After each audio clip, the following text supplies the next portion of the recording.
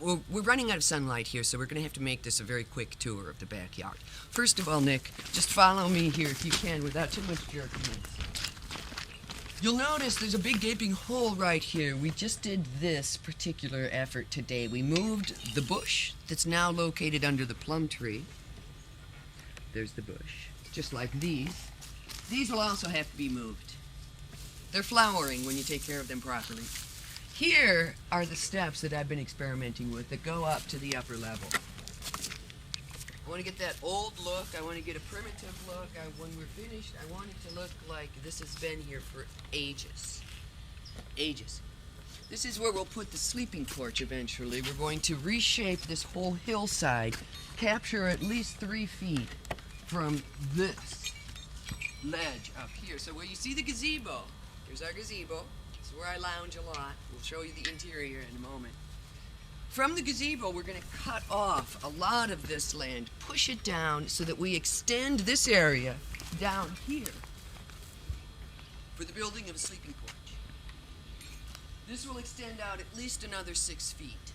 We'll get 3 more feet from there. I think we'll have ample space to have a very nice screened-in porch for sleeping, lunching, playing, what have you.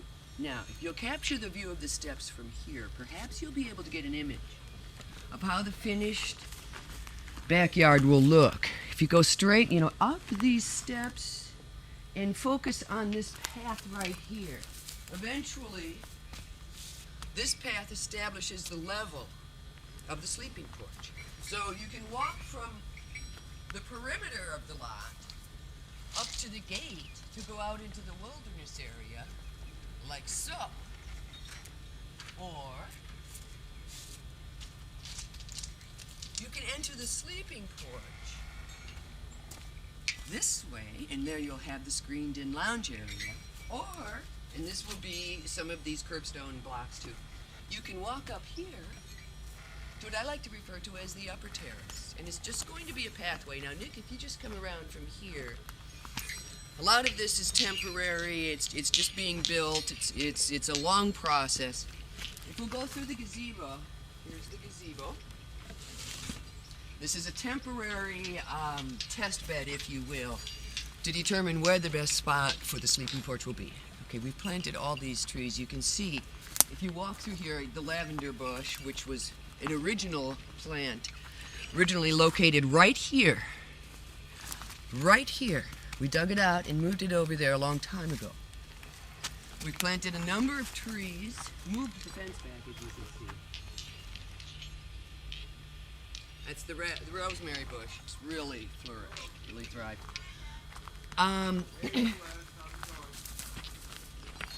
Here, you might want to get a view of the back of the house, just to show that the wilderness area, the nature reserve, is what borders our backyard. Now, there's another secret shortcut here. You can choose to go down these rocks. You have to be somewhat sure-footed.